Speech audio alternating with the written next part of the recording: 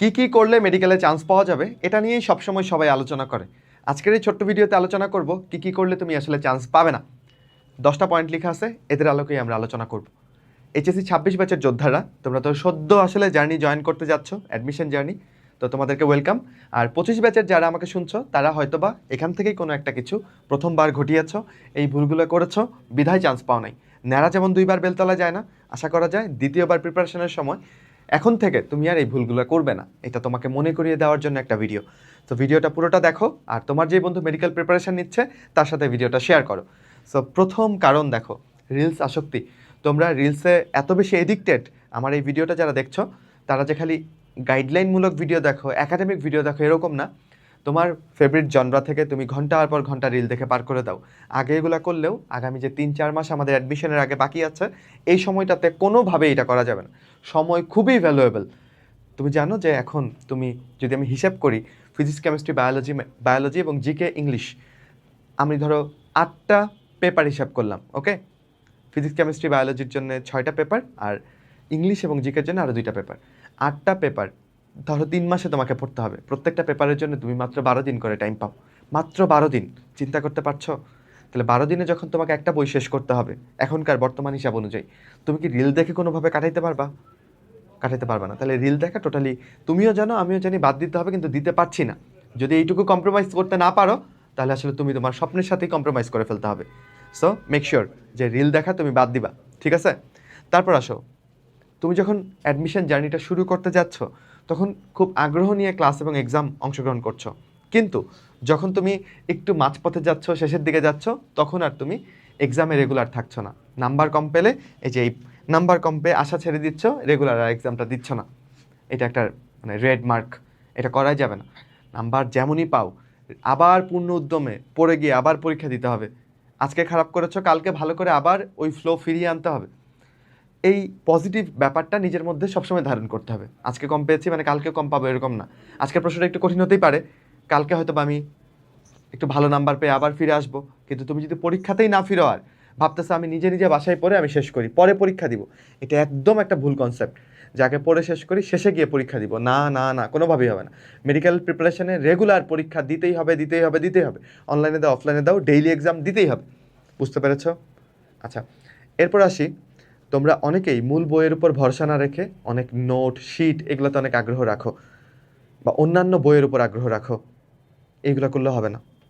মতে মূল বই, মতে মেডিকেল। তাহলে মেডিকেলে চান্স পাইতে গেলে মূল বই বাদ দিয়ে অন্য কিছু পড়লে হবে না, সোজা কথা।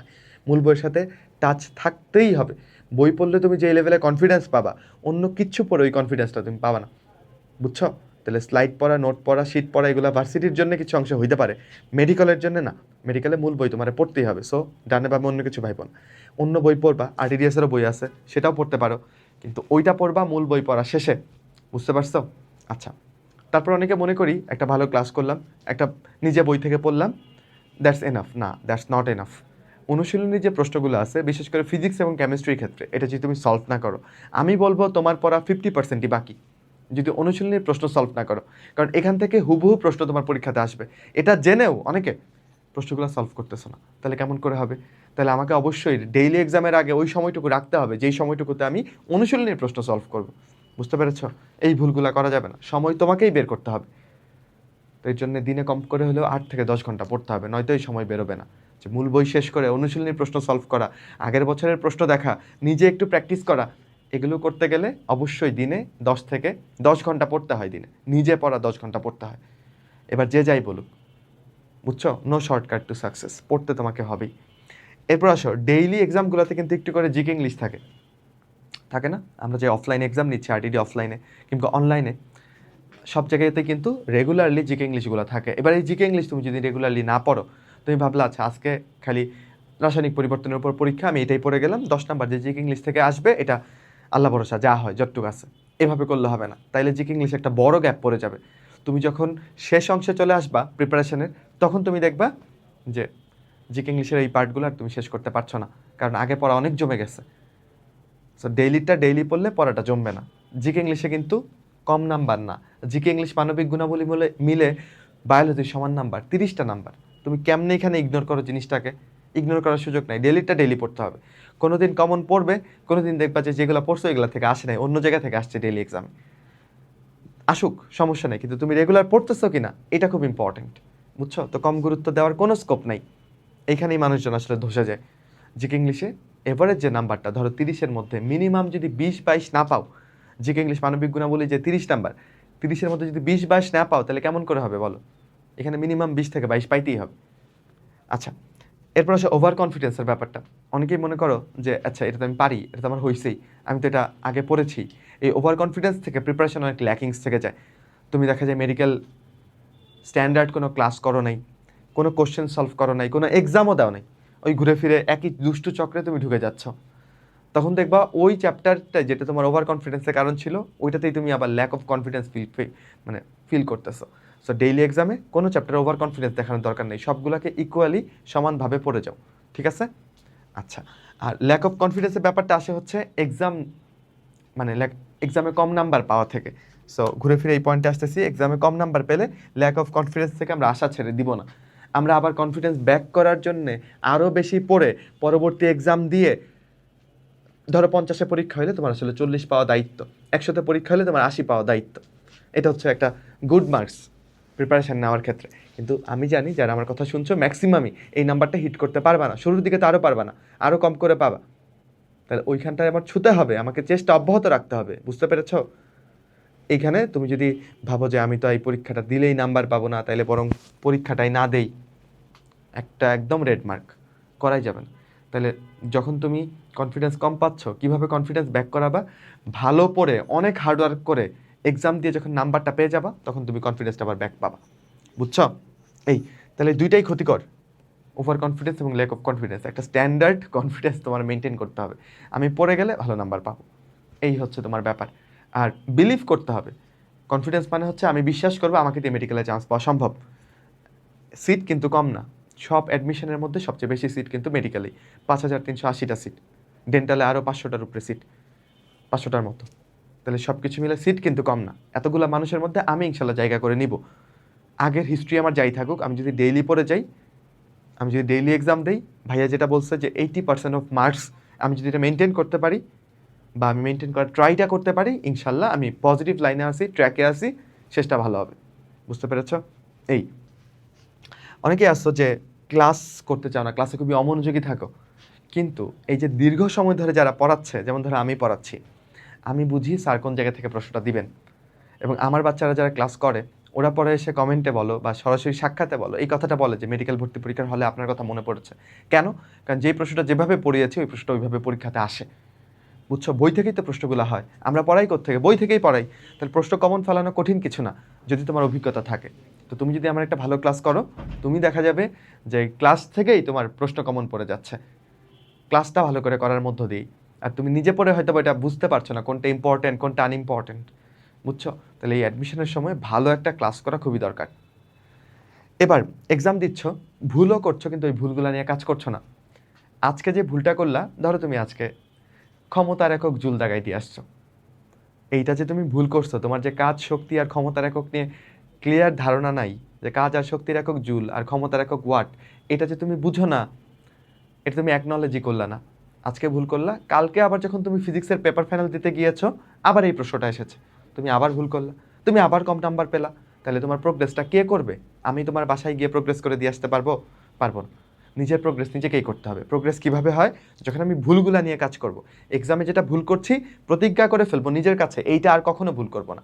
এটা যেই জায়গা থেকে এসেছে ওই জায়গাটা আমি উল্টায় দেখব, বইয়ের ওই জায়গাটাতে দরকার হলে আমি লাল কালি দিয়ে কোশ্চেন মার্ক দিয়ে রাখবো, বা এখানে আমার প্রবলেম আছে, এই জায়গাটা আমি পরবর্তী সময় পড়ার সময় আরও কেয়ারফুল থাকবো, যে এই লাইন থেকে আমি একটা প্রশ্ন ভুল করেছিলাম, এটা আমার স্মৃতিতে গেঁথে যাবে যে এই প্রশ্ন আমি আর জীবনে কখনো ভুল করব না। তাইলে তোমার প্রোগ্রেস হবে, বুঝছো?